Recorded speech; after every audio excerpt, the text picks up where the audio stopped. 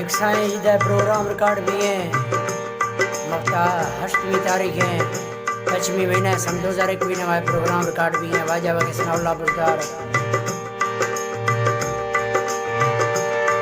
वजीर बिजरानी फरमाइश है सरदार शौकत खान फरमाइश है साले टेवर फरमाइश है यासीन सोबानी फरमाइश है रऊफ फरमाइश है जायद नाज फरमाइश है आरिफ जान फरमाइश है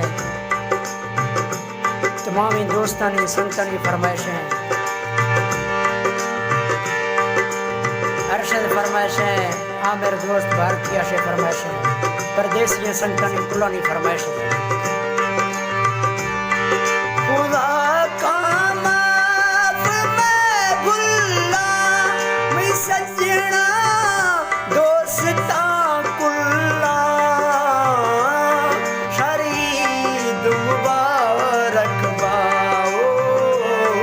शरीद मुबारक बा खुदा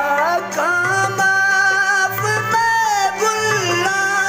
मैं सजना दोस्ता कुल्ला शरीद मुबारक बा ओ शरीद मुबारक बा।